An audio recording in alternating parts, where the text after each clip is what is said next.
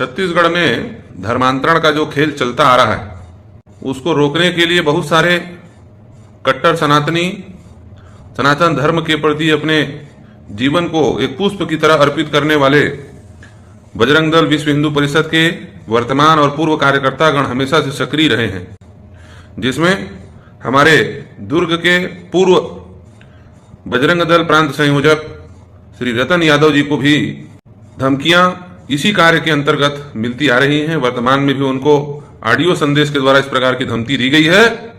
इस पर प्रशासन को त्वरित कार्रवाई करने की आवश्यकता है और जो लोग उनको धमकी दे रहे हैं वो याद रखें, ये हमारे बजरंगी किसी की गीदड़ भपकी से डरने वाले लोग नहीं हैं।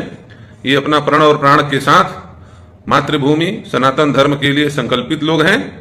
तुम्हारी इन गीदड़ भपकियों से इनका कुछ बाल बांका होने जाने वाला है नहीं, इसलिए इस धमकी का मुंह तोड़ जवाब दिया जाएगा।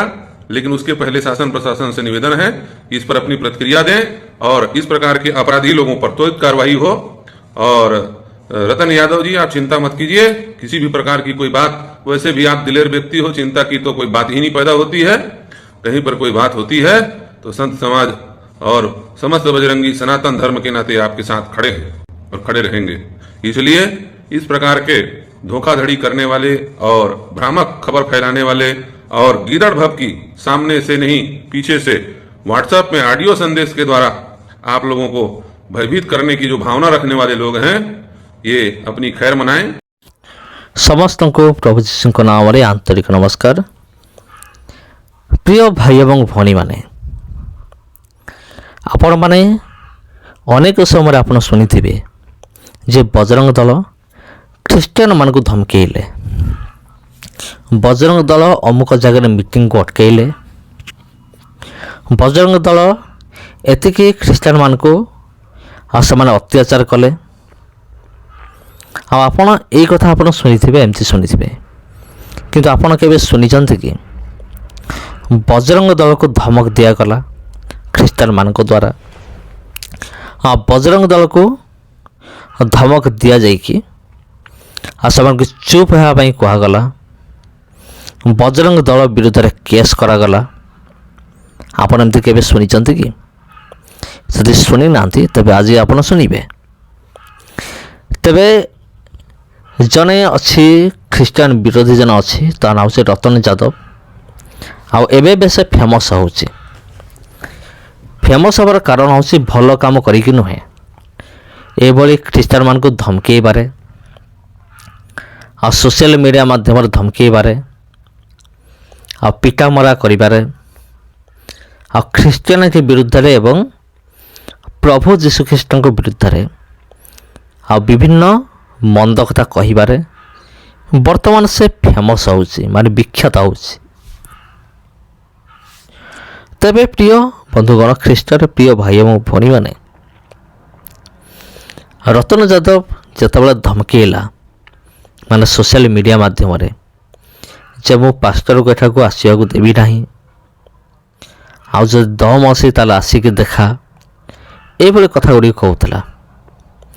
आ रतन यादव को मध्य कहीं जन धमकेइছে जे तुमर जो स्लोगान अच्छी रोको ठोको ताकू शीघ्र बंद कर, आ नहले परिणाम किसी भल हम ना, एमती फोन से धमक देइছে।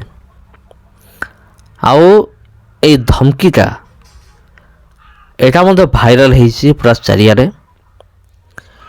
तेबे प्रिय बंधुगण, रतन यादव को अर्थात ये जो ख्रीष्ट विरोधी ताकू जो धमक दिगला, आउ यही कथा को आधार रे जने बाबा मध्य से कहउचंती, से मते कहउचंती जे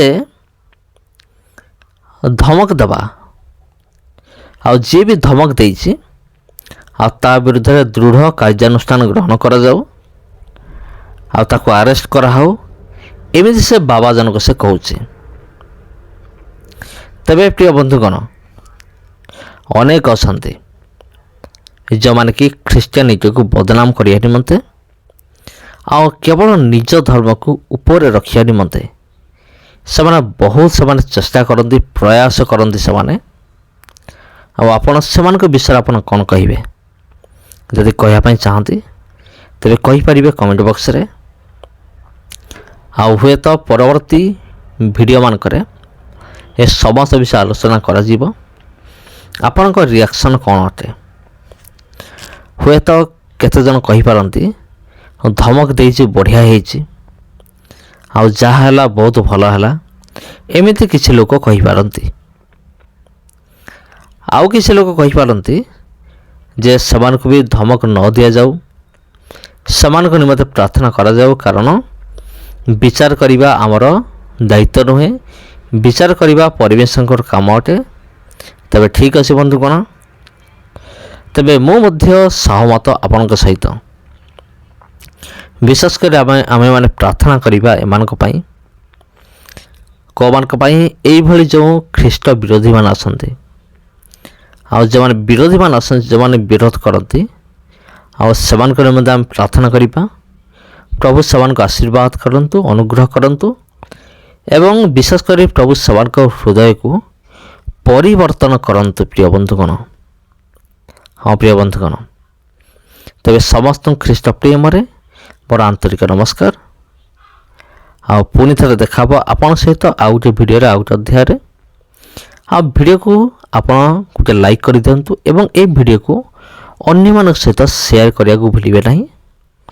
ଆଉ ଭିଡ଼ିଓ ଗୋଟେ ଲାଇକ୍ କରନ୍ତୁ ଏବଂ ଯଦି ଆପଣ ଏହି ଚ୍ୟାନେଲକୁ ପ୍ରଥମ ଥର ପାଇଁ ଆସିଛନ୍ତି ତେବେ ଏହି ଚ୍ୟାନେଲକୁ ଆପଣ ସବସ୍କ୍ରାଇବ୍ କରନ୍ତୁ।